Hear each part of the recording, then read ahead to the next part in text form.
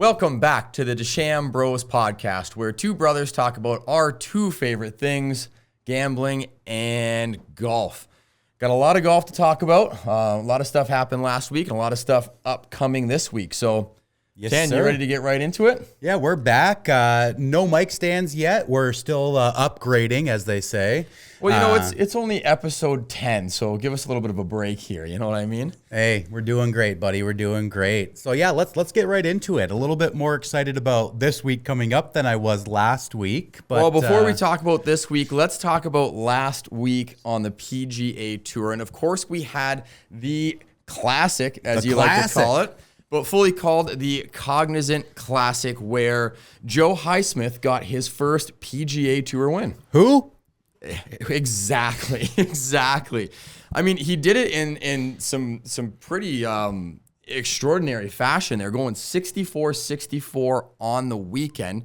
Yes, sir. He also is the first player in the last 9 years to make the cut on the cut number. On Friday, he actually had a 5-foot putt to make the cut and then came back to win the actual tournament. First player in 9 years to do it. Yeah, absolutely. Just squeezed in with a par putt on the 18th hole and took it all the way to the top and took it all the way to the bank. That $1.4 million that he won last week is more money than he's made in his entire career so far on the PGA Tour. So huge week for Joe Highsmith there. Honestly, who even saw him winning after the start that Jake Knapp had on day one?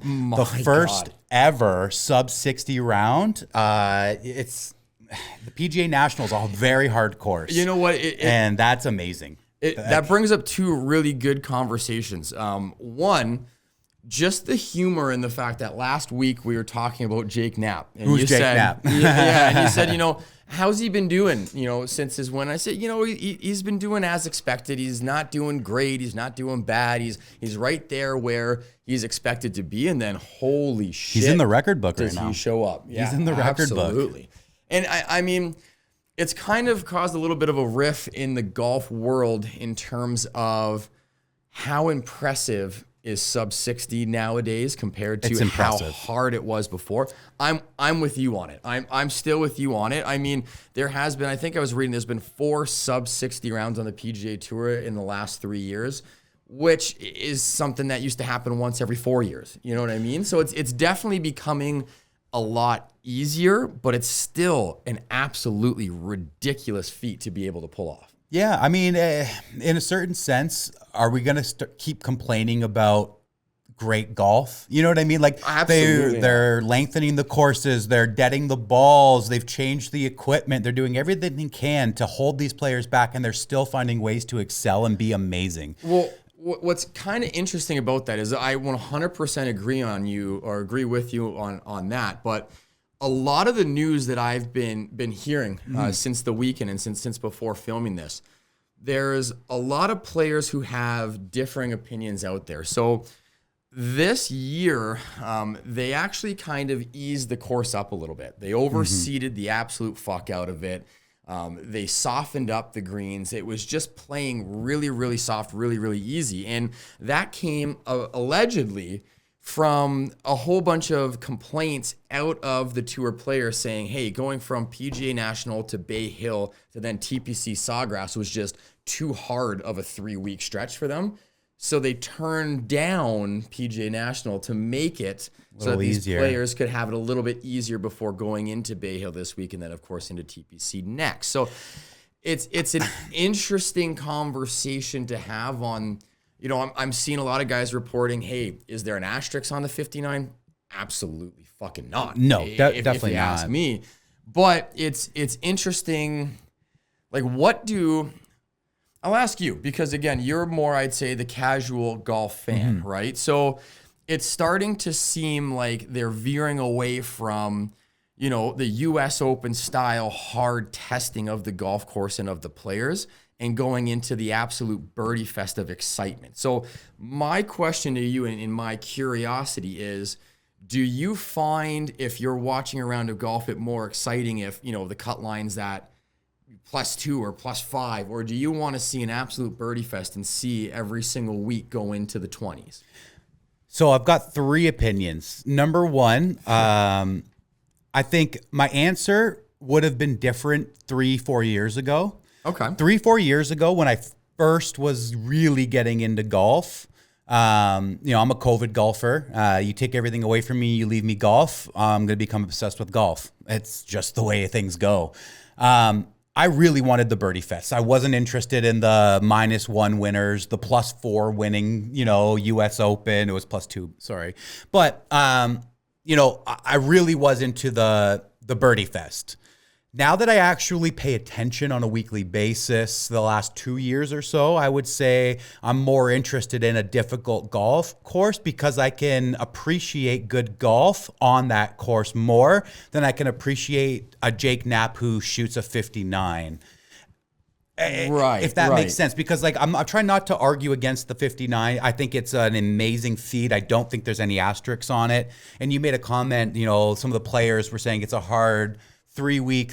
What players? There was barely any top players at this tournament. So who made complaints to then skip it when they, fix it for you? That doesn't make sense to me. But going back to your original question, the way I am now, I would much prefer, a winner at -5, -7 than I would -19. Yeah, and I mean it's really interesting to hear that because if you think about it, and the more I think about it, and the more that I kind of listen to what you had to say.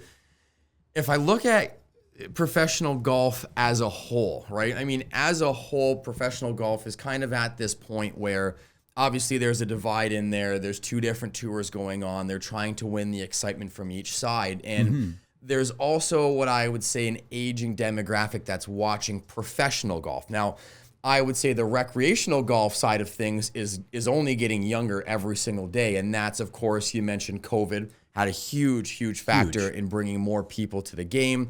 YouTube golf, right? Kids and the younger generation are consuming golf in a different way, and they're consuming it in a way that it's more exciting for them at a younger time. So I think, the recreational side of the golf thing is booming. It could be a fact that, hey, like yourself, if you are a recreational golfer and you go, let me just, put this on this weekend and just see how the professional is, it might be more exciting to watch a quote unquote, live style of a different golf, or, you know what I mean? Like an absolute birdie fest of what we got this week in terms of getting yourself in. So it might just be their way of not just, doing it for the players and giving them that easier kind of go of things, but it quite possibly could be to get more interest in the actual professional, game of golf as well. Yeah.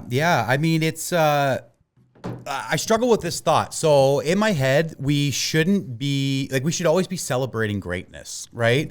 At what point in any other sport are we saying, oh, Crosby scored 120 points this year, we need to do something so he can't score that many? Make the net smaller. Correct. Yeah. So part of me is really struggling with that side of it, and then the other part of me thinks, well, who is the Jake Knapp of hockey, and why isn't he scoring 60 goals one season then never scoring 60 again, right? Like that doesn't happen in other professional sports to the disparity it does in golf, where you have opportunities for some of these lesser known players who are really good at golf to put up these unbelievably astonishing scores.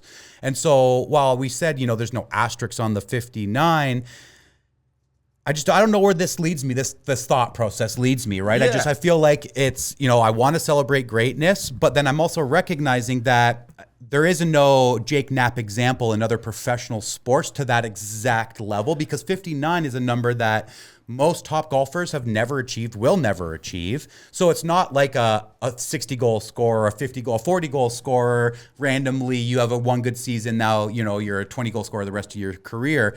That's not the same as this. This is like you scored 300 points in a season. Yeah, and I think the big difference and why it might be a little bit difficult for you right now to kind of wrap your head around it is a lot of the sports, like you were talking about hockey, a lot of the sports that we consume are team sports. This right? is fair. With golf, I mean, just to get on the PGA Tour, you have to be the absolute best of the best of the best of the 0.1% in the world. Yeah, you got it. Like the worst players of the PGA Tour are the best players in the fucking world. And when you're in an individual sport and you're the best in the world at what you do, any given weekend, any given day, you can absolutely go off. And I think that's the beauty in it as well, right? It's kind of too, if you look at it as like, the hole-in-one discussion, right? What is there a hole-in-one that's worth more than another because one was at 200 yards, one was at 170, one was at 150? I mean, to me, a hole-in-one's a fucking hole-in-one. Eagle hole-out's an eagle hole-out. Exactly. Yeah. No, I completely agree with you. The only thing that's like the main point in that is, it's an individual sport, right? Because, I would argue that most professional sports, if you're on that team, you've made one of the 30 teams in that professional sport, you are one of the absolute best in the world. And people who don't make it are still in that under 1% of those types of players in the world. They're just not 0.0001%, which is absolutely right. Absolutely. So I mean, we're kind of just. Yeah, I mean, there are also people out there in this world that say, Michael Jordan's not Michael Jordan without Scottie Pippen. And that's where the team aspect of it comes in. So, I mean, Jake Knapp's not Jake Knapp without Jake Knapp. And that's the big difference, I would say. Who's this caddy? Give me something. Give me something to argue. Give me something to argue here. If you're looking for one, I'll take the job. No. I don't know if I can caddy you onto a 59, but... all right, so quickly. Yeah. I just want to make one more mention here. We had a little conversation about Spieth, a little warm up. He's not trying to win it. Yeah, he finishes T9. He was trying to win it. You knew I was going to come to you. Yeah. I'm definitely eating my words. He did well. He did really, really well. I mean, I texted you right on Thursday and went like, "Fuck." Yeah. You know what I mean? Like, I'm gonna look like an absolute idiot. Just had to bring that up before we pop into our fantasy update here. Yeah, I appreciate that. So let's go straight to the fantasy. So obviously, we had our team playing out there as well. Yep. We had, let me just double check. We had 5 golfers. 5 golfers. There we are. I just pulled up. So we had 5 golfers that started the tournament. Yep. We had 1 golfer left come the weekend. Yeah. So 5 start the weekend, 1 finish the weekend. And most people would think, you only have 1 golfer finishing the weekend. We probably did really poorly, probably put us back quite a fucking distance on the standings overall in the yearly. Not the case, actually. Where are we at, brother? So let's talk about this, right? Shane Lowry finished with a -13, a T11 finish. So really solid showing out of the guy for us there. 27 teams this week actually came in with no money. All their players were cut. 27 teams. Yeah, 27. Not feeling too bad anymore. Beyond that, something else that really, really helped us here, 4 of the top 5 finishers weren't included in the pool. So 4, including the winner, Joe Highsmith, that $1.4 million win, doesn't count for anyone's stats on the weekly. So we're playing in the hundreds of thousands again, which we're playing. Yeah, so that's what I'm saying. Even though we didn't have a great showing, it didn't hurt us too bad. So we finished 212 weekly. Out of 310 teams, really rough, but we were 119th last week in the yearly tournament. We've only moved 5 spots. We're at 124 now. So I think that, if I'm not mistaken, I think it was either 4 or 5 spots that we moved back again last. It was 8 spots. Okay, prior. So I mean, we're holding on. We're holding on by a thread here. Lucky for us, when we're having bad weeks, so is everybody else. It so seems, far, yeah. Which is kind of keeping us in that almost that top third of we're in the top 50%. I'll comfortably talk about it that way right now. Yeah. I mean, we don't want to be. We want to be a little bit further than 50%. Hey, but we'll get there. And honestly, leading right into this next topic here, this week on tour, I think this week we have a really, really good chance to make some movement on this yearly tournament. This week we are stacked. Not just stacked, but this is the 4th signature event. There's $20 million in purse prizes that are going to be given out to the players. It is the Arnold Palmer at Bay Hill. It is good old Bay Hill, the home of the red cardigan sweater. And, of course, the place where our logo was born. That's exactly true. That is exactly true. So a few things I just kind of want to talk about here. They got some pretty unique cut rules with this tournament here. Okay. So 72 players, the 72 top players are going to be, starting out on Thursday here. Top 50 will make it through, and anybody who's within 10 strokes of the leader will also make the cut. That's really interesting at Bay Hill. That usually is a low-scoring tournament, so we could potentially have quite a few people make the cut. We could. So not only that, I mean, let's talk about last year. I kind of gave you a little bit of a rundown earlier today on this. But give a rundown to the people. Last year, so winner was Scotty Scheffler. Of course. Scotty's not in the pool this year. Last year he won so much. It was, if you didn't have Scotty last year, you weren't in the top 200. No, that was how sure. last year worked. So they got rid of Scotty actually, and I was kind of okay with that decision. It led us to Xander, right? Xander, this is actually going to be his first full tournament for us this year. Beautiful. So if you heard that correctly, this week is the return of Xander. Xander Watch 2025 has officially ended. It has ended, my friend. Beautiful. But getting into last year, we would have had Wyndham in second place. Yep. We would have had Shane Lowry in third place and Zalatoris in fourth place. So without anyone having the number one, like the winner, we would have had 2, 3, 4. We would have had, I believe it was 11th, 21st, and then we would have had 2 others. And like we would have had a strong showing if that's how it works out. So another thing to kind of keep in mind here, looking over some of the betting odds and things of that for Arnold Palmer this week, a lot of people are talking about the importance of prior results at Bay Hill. It can punish you here, and people who don't play well continue to not play well, and the people who've played well previously continue to play well historically in this tournament. So I think that really leads into some positive thoughts for our team specifically. Absolutely. We actually have 10 golfers playing. 10 golfers. So when you think about that, we've got Pendrith, good old Canadian boy. We do. We've got Corey Connors as well. Old Canadian boy. Couple good Canadian boys there. We got Davis Thompson, E. coli, Eric Cole. Again, I'm not really excited about Eric Cole. I know. I can't get excited about him either. But hey, listen, we got him starting for us. Keegan Bradley, Captain Keegs. McNeely, Top Gun himself. Flying himself to the tournament. Zalatoris, of course. We got Lowry returning, Xander, and our good boy Wyndham Clark.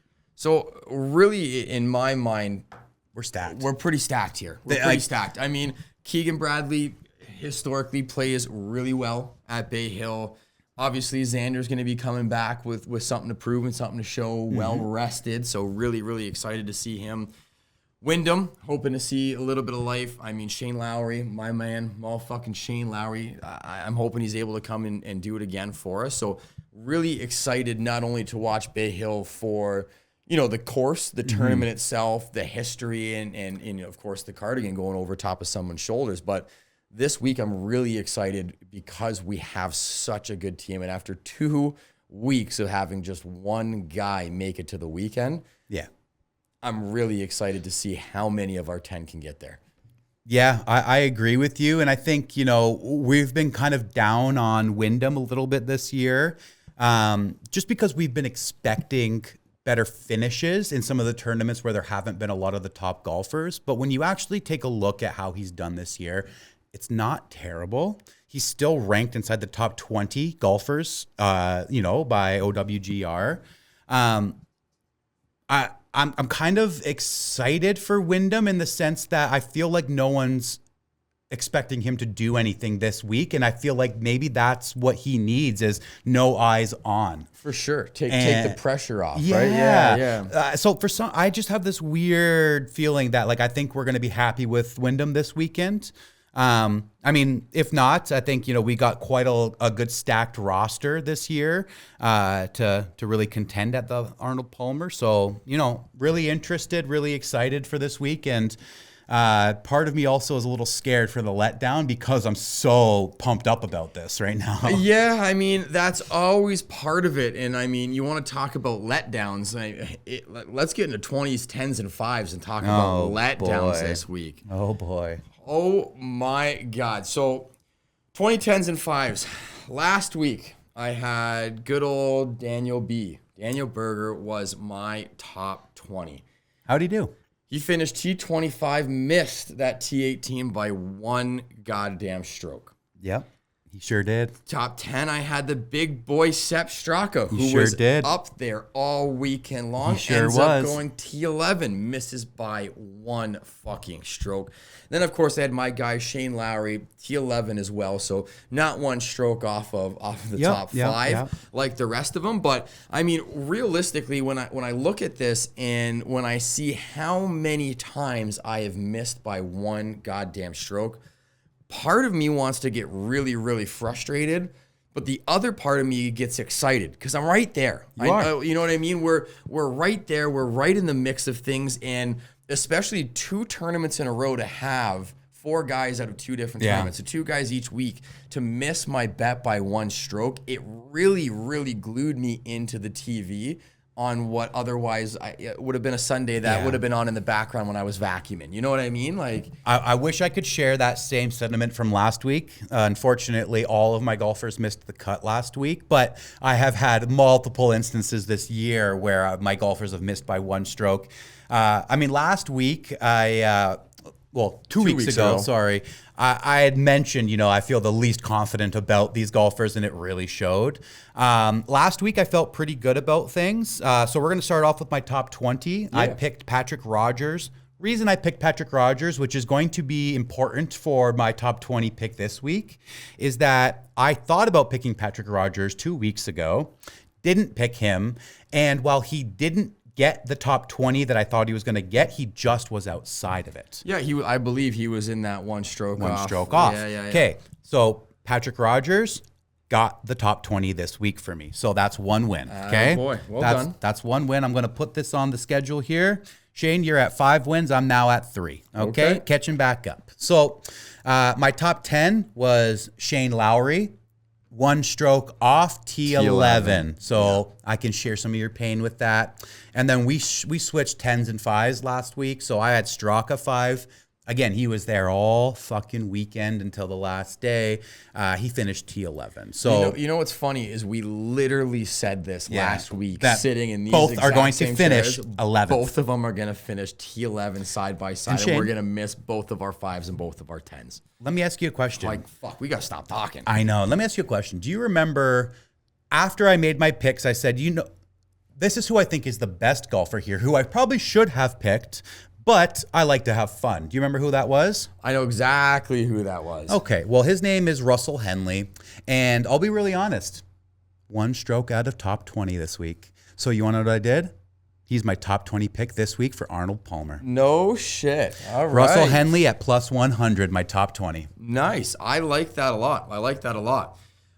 My top 20, and I mean, you kind of mentioned it previously. What's really important in at Bay Hill is the history in Bay Hill. So I went away from my normal gut feeling approach, and I'm really hoping this is what it needs. If you take my gut and you do a little bit of research, that's exactly what I need to get out of that 1 stroke little fucking prison that I'm in and go in. Talk to me.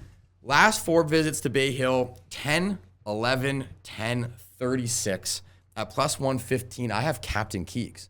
I absolutely love it. A little worried that, we pick our players and they don't do well, but hey, the history at the course really does mean something here. So excited about that one. You know what, to me, it's one of those things, and every single week when I'm looking at the bets, there's so much that goes in my head. First, obviously, is I want to fucking win. This is about making money, right? We don't gamble just to get excited. We gamble to make money, and that's what's supposed to get us excited, right? So I always pick first based on that, and then I start looking at my picks going, fuck, I'm picking our whole goddamn team here. But then I remember there's a goddamn reason why we picked the players on our team that we picked, right? So it brings me all the way back to going, just because he's on the team doesn't mean that I shouldn't pick him for my top 20 because I think he's going to get the top 20 and I want to cash that goddamn bet. That's fair. That's fair. I mean, hey, for me with betting, I have always known that when I bet with my heart, I lose. So when I look at a sheet of paper and I say, this is what I think, this is what I think, this is what I think, I usually lose. So my success with betting, oh yeah, because I care about teams that don't fucking win. That's the issue. But when I get my success with betting, it's when I actually look into the statistics of things. And that's where I start getting my success, right?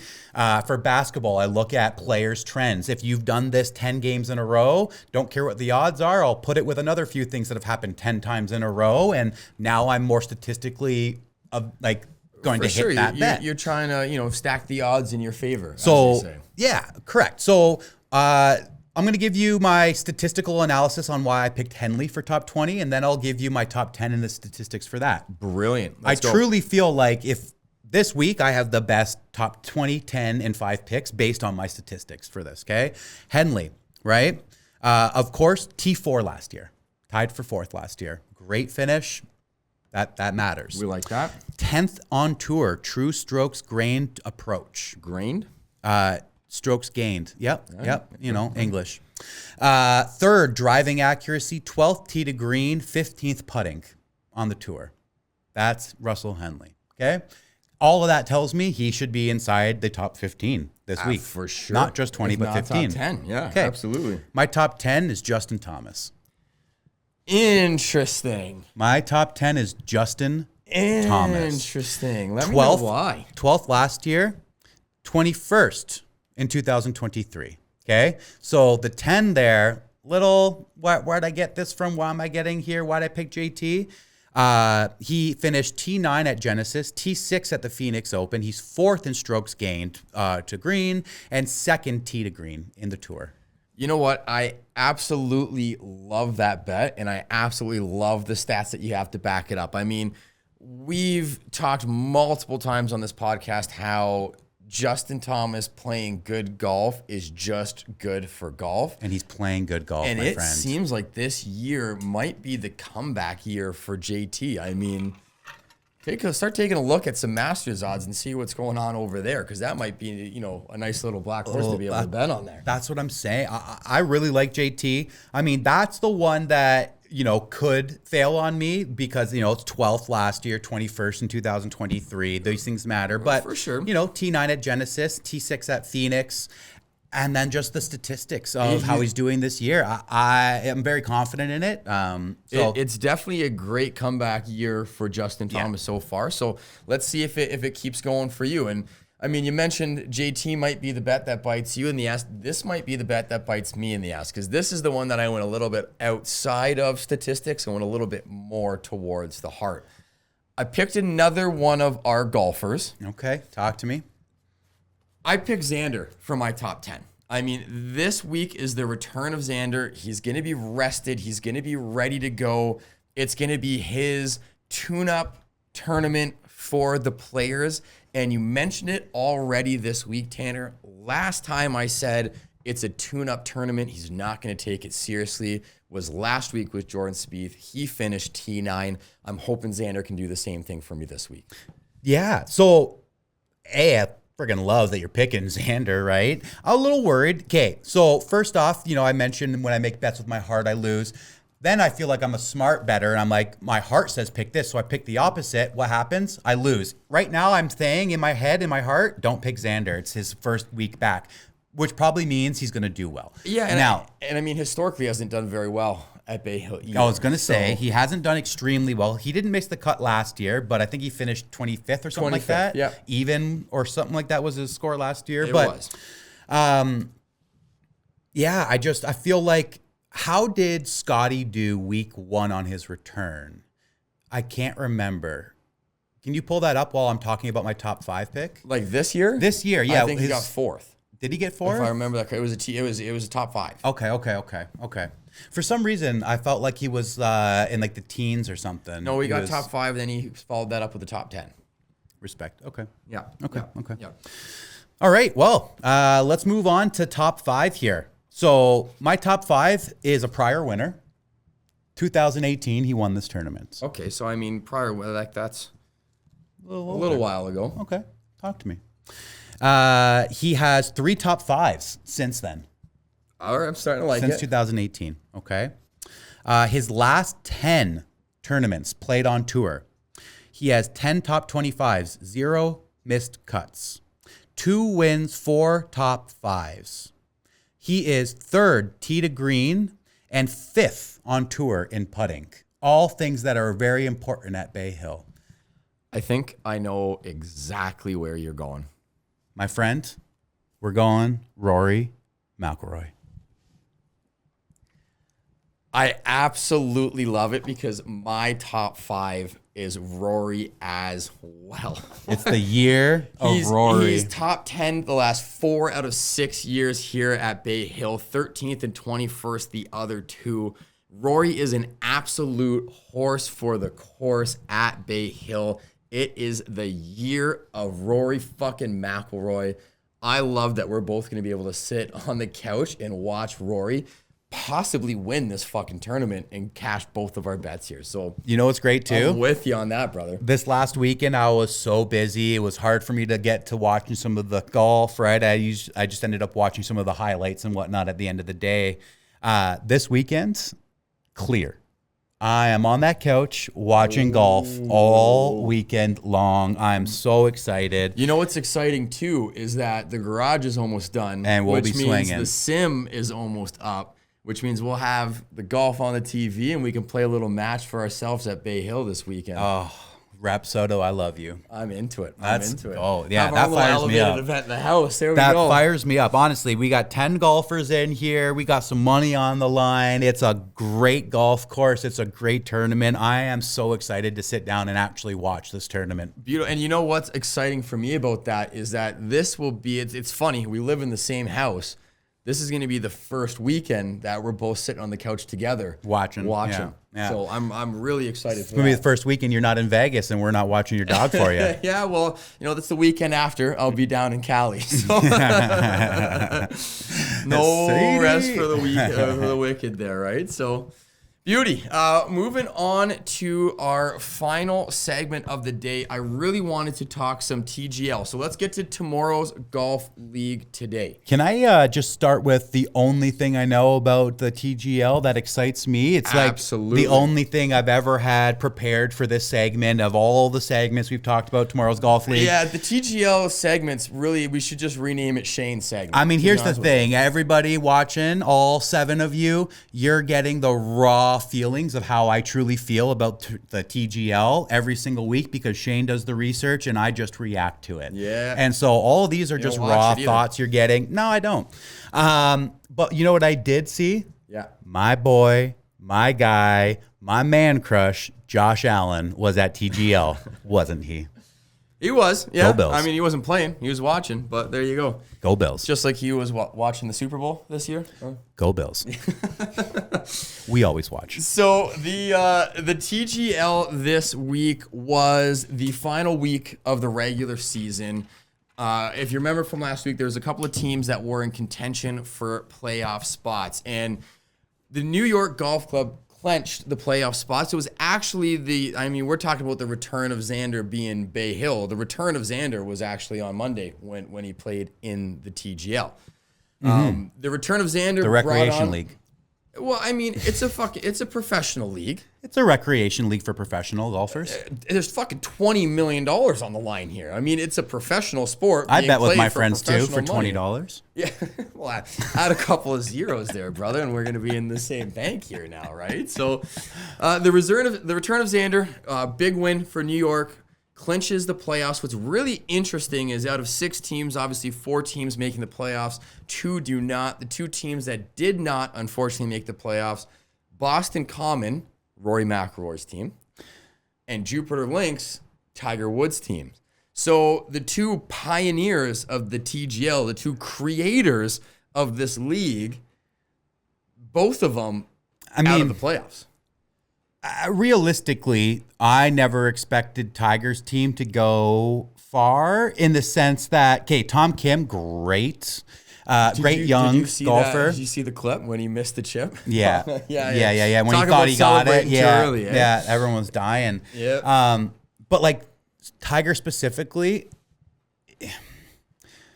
I don't know how to say what I mean to say, but like he hasn't been a serious contender in golf tournaments since 2019 Masters, and he wasn't even a serious contender going into that tournament. Yeah, but he ended up winning it, and since then he hasn't really done anything beyond hurt himself when he goes out. I was gonna say, let's not forget that 2019 Masters he fucking won. Well, so, I know that's why I mentioned it, but I'm saying and like I feel like the story with Tiger continues to be and has been as long as I've been watching golf is that Tiger's too old, he can't do it, he's too injured, he can't do it, and then he goes out and fucking does it, and then we go okay, Tiger's back, and then it slowly creeps back to Tiger can't do it again. Yep. What's been really nice for me to be able to see is one, just Tiger being able to play golf again. I mean, the big worry, and he's always said, like, he's not going to take a fucking cart and go play these tournaments. And I think that has a huge, huge effect. I mean, he is a competitor at heart. He's a competitor in spirit. He wants to go out and play. When he plays, he wants to win. But when you're walking 72 holes up and down hills, fucking, it takes a toll on your body, and his body has had a fucking toll taken on it, not only on the course, but obviously off the course as well. I just had a vision, and oh my God. Is it Tiger Woods winning the Masters? No, but it's a vision that I hope for everyone to be able to see one day. Tiger Woods on one of those scooter golf carts that have the freaking. I would die. I would be in such an elated sense of fucking mind to see Tiger freaking just gunning it down the fairway. And you know what I can't wait to see is when Tiger gets onto the Champions Tour. Yeah, because I think that's when, in his mind, it will be acceptable to take a cart. I mean, I agree with you. I agree with you. And once that happens, oh my God, we're gonna see prime Tiger Woods. Well, in his 50s. Yeah, you're going to see a prime 50-year-old. Yeah, you're going to see a 50-year-old like you've never seen before. That's exactly. He's going to win 18 out of 22 tournaments. But unfortunately, we won't be seeing him on the TGL for the rest of the season because his team didn't make the playoffs. I mean, hey, I chirp, but let's be real. Any opportunity to see Tiger play golf is a gift, right? For sure. And you know what I really, really enjoy about the TGL just didn't expect him to win. What I really enjoy about it is, I mean, when you look at the team lineup that he chose, again, not really a team that I thought I was going to succeed. We talked about how Boston Common on paper is a surprise for how they played. But Jupiter Lynx, not all that surprised to see them not making the playoffs. What I really enjoy in terms of watching Tiger play the TGL is he is just having a fucking riot out there. And seeing Tiger Woods have fun with golf is something really new, because when you watch him and he's competing, it's, you know what I mean? Locked. He's got Tiger vision on, right? Yeah. So being able to see him just kind of, cracking jokes and laughing and having a good time, it almost feels like I'm having a round of golf with the boys, but that boy is Tiger fucking Woods. You know what I mean? So just a kind of refreshing take on golf out of Tiger Woods. But coming up, so it's not coming up this weekend. March 17th is when the playoffs will begin. First match of the playoffs, we're going to have the number 1 seed LA Golf Club. Of course, that's led by Colin Morikawa, our guy Thiegs, Justin Rose, and Tommy Fleetwood. So number 1 seed in the league this year is going to take on that number 4 seed, just getting into the playoffs with their win last week. New York Golf Club with Xander, Matty Fitz, Ricky Fowler, and Cam Young. So I think that's going to be a pretty interesting match with Xander coming back. I'm wondering who the 3 players they're going to choose are. I mean, Ricky hasn't been playing his best golf, but he's been doing pretty well on the TGL. Cam Young, really, really hard hitter, really, really long hitting drives out of Cam Young, so that can really help out on some of these created courses that they have. So really interested to see what that matchup ends up actually looking like. Yeah, and how's Fitzpatrick been doing this year? I don't really remember seeing his name too high up in leaderboards. I mean, we don't really follow him because of our team, but... Yeah, not good. Yeah. Not good. And to be honest with you, Matt Fitzpatrick hasn't really played good golf since he won the U.S. Open. Like he hasn't really shown up in any other tournaments. So it's been one of the things with Matt was, hey, is that kind of a fluke win and you just won on a good week? You know what I mean? Like, I mean, I'll be really honest with you. That's what I thought when it happened. That for sure. Not that his name wasn't talked about before. It's not like it was a Jake Knapp situation for me, but I don't know. Even just looking at his face, he just seems so young still. Like there's still so much growth that's going to happen for him in his game. 100%. And everything else. I really did unfortunately think that it was, but I mean, I bet you a lot of people thought that about Bryson's first U.S. Open win when it happened, right? And yeah, I mean, a little bit different because I think that, in my opinion, Matt Fitzpatrick kind of spiked early, right? So, I mean, his game was here. We obviously won a major, and then it's got back down to here. So you really noticed that big spike where Bryson, one, has always had a name in golf for just what he did and his attitude and how he does the one. So he's always been in the spotlight. He's always played decently well. So definitely his game has for sure elevated since his first meet, and it's only continuing to go up. So a little bit different, right? When you're coming here and then you jump up and you stay here, than when you come right back down. And I think that's unfortunately what's happened with Matt Fitzpatrick. He's just gone back down to his quote unquote normal golf, which just looks so subpar based to what, you know, the height of his career has been so far. Well, yeah, it's also different in the sense, like you think of when Spieth won his first major, right? And all of the hype that was behind it. It didn't feel like there was a hype train behind Matt Fitzpatrick when he won. And it started after he won, right? Like that. That's what I felt for sure. As like a casual, it was like, yeah, I knew who he was, but there was no inclination he would win that tournament, and no hype behind him. And then after he won, it was, oh, here's the greatest next English golfer, and this, that, the other, and the highlights of him when he was at, the Open, and they focused on him. And, you know, it's great for English golf, but I do see it as a little bit different. For sure. And I think that there is some similarities as well, dare I say, with Wyndham Clark. Right? I mean, Wyndham Clark's always been a name out there, right? You've always seen him on the leaderboards, but it's never jumped out at me as something crazy until he started winning, right? It's like Wyndham is so weird to me too, because like looking at his stats and everything, he ranks in the top 10 in so many different categories across multiple years, but didn't have a lot of the wins to back that up. That's exactly And then, you know, last year, the one win when they canceled the Sunday, was that a misleading win? Would he have won that tournament? Who really knows? Well, and that definitely came up in discussion when we were picking our team in episode 1, right? The question with Wyndham always has been, can he close? I just felt like it's been 2-3 years of him being right near that point of like, he's a breakout star. This is the year he's finally going to get it together. He's got the few wins behind his belt now. He doesn't have the fear of losing it on Sunday.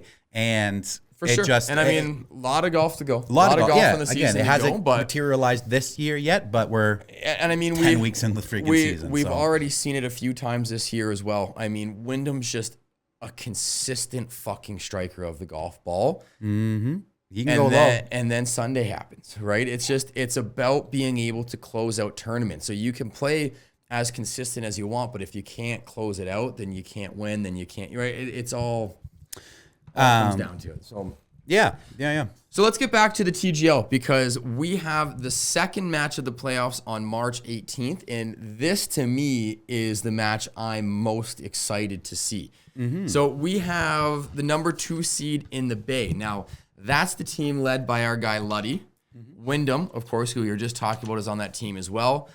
Minwoo Lee and my guy Shane fucking Lowry. So, I mean, so far this year, I would say, when I was looking at the teams going into the season, was by far my favorite in terms of names on it. Watching them play so far this season, by far my favorite team this season, and they are my pick to win the whole thing this year. You know, it kind of ruins a lot of the fun I was about to have with you. Thanks for that, you dick. But beautiful. I was about to ask you, you know, write down of the 4 teams remaining who you think's going to win it all, and then we're going to do a little bit of a show and tell. But you just went right out with it and flopped it out on the table for us all to see. Yeah, all right. Yeah. All right. Yeah. Put your cards on the table, as they say. Yeah. They are playing the number 3 seed in the Atlanta Drive. Billy Ho, Lucas Glover, your guy JT, of course, and Patty Ice. So I think 2 really stacked teams. I mean, again, really curious on who's going to play. I can almost guarantee you're going to have JT and Patty Ice on there. Yeah. Who they go with between Billy Ho and Lucas Glover. I can see them with Horschel. I mean, Horschel's been... Horschel's a bigger name. I think they should take Glover. I would agree with you in terms of you know, how he's been playing. I'm interested too. I mean, we're in the playoffs now. 3 guys are playing. Do all 4 show up still? Right? Because I'd like to see that. I think that if you have Lucas Glover playing, but you still have Billy there, like strategizing with the team on the sideline and, you know, chirping and, you know, having his big chains, and like he's really brought an element to that team that I think has gone in some of the other teams' heads. Right. So I think that, I mean, that would be the play if it were me. Right. The other thing, I mean, the Bay, who the fuck is the Bay going to choose to sit this one out? That's another really, really interesting kind of conversation. You're going to be sitting out Minwoo Lee. Realistically. Dr. Chapinski? Yeah, realistically. I mean, Shane Lowry has some pretty consistent starts on tour this year so far. He's played well in the TGL as well. He's played well in the TGL. Wyndham, I mean... you could have an argument to say sitting Wyndham. I don't know how he's done on the TGL this year, but again, he's playing consistent on tour, and you know he is someone that can go really low. You look at golf rankings; he's probably ranked higher than Minwoo Lee. For sure he is. And you're definitely not sitting Luddy unless Luddy says I'm not coming. I mean, for me, looking at the team, I think that Minwoo is kind of to the Bay what Billy Ho is to Atlanta, but a better player. Yeah. Right. So, and I mean, yeah. Anyways, fuck off.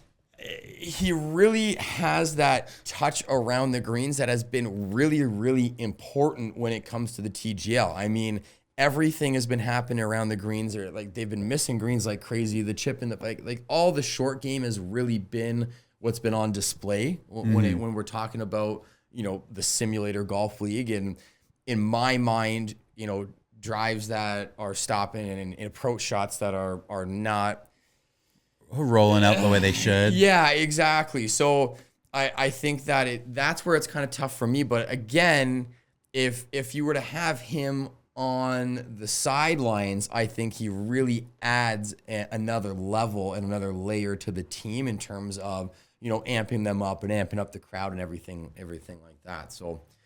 Yeah. Anyways, that's you know, TGL, regular season over, into the playoffs. Let's see what happens, and let's see what we're looking at in terms of a championship. I mean, you know that I'm going for the Bay. Yeah, I mean, who are you going for? I mean, we're not going to have a dramatic reveal anymore. No more dramatic reveal. So number one, I think I agree with you in the sense that the Bay has the best golfers here. Surprised they'd be, you know, seed number 2 instead of seed number 1. Here's what I truthfully think. I think that if Atlanta can get through the Bay, Atlanta runs the table. Interesting. And this is without me knowing any of the scores, and they've already all played each other. So I know they've played and probably lost against some of the teams I'm thinking here. But for some reason, I look at all these names. I think Xander's team has the least amount of star power beyond his name. Absolutely. I think they're 4th seed for a reason. I understand the 1 and 2 seed, but I look at number 3 and I'm like, okay, you know, you look at Atlanta, take away Billy Ho, Justin Thomas. You know, we just talked about how amazing this year has been for him so far, right? Patty Ice, super fucking consistent player. I love Patty Ice, and here's something crazy for you, just because I'm probably going to go back to this next week. The player that I was going to put in my top 20 that I didn't put in my top 20. Tell me it's Cantley. Patty Ice. Nice. Right here, big dog. Can't lay with a question mark. With a question mark. That was my heart's pick this week, and I didn't go with it. So he's probably going to make an appearance next week. But, Patty Ice, Justin Thomas, I for some reason, I like Glover. I don't know what it is. He's not a huge star name, but he's just consistently a good golfer in my eyes. So I think that they're a team that could kind of go on a little run here. You get through the Bay, and it feels like, Morikawa is your biggest issue moving forward. Yep. Xander's another big issue, but I don't see NYC getting through LA. No, hey, I hear you. So, at that point, I now think, Atlanta probably has as good of a roster as the top seed, or, So pretty much we're both, I think we can both sit here and agree, whoever wins this March 18th match, I think is the winner. And we both have a different team. So let's make this a little bit interesting. Obviously, we're watching Bay Hill this week together. Yep. Next Monday, this one's going to be on Tuesday the 18th. All right, let's do it. Let's sit down, let's watch it. Let's get a little wager going between brothers, and let's see who makes it to the finals. 10 grand. You got that money to back that up? Nope. No, I don't. Brother. Well, that about wraps it up for this episode of the Dechambros. Thank you so much for watching. Excited to watch Bay Hill with you this weekend, brother. Excited to see how everything goes. Well, let's do it. We'll see you guys next week. Dechambros.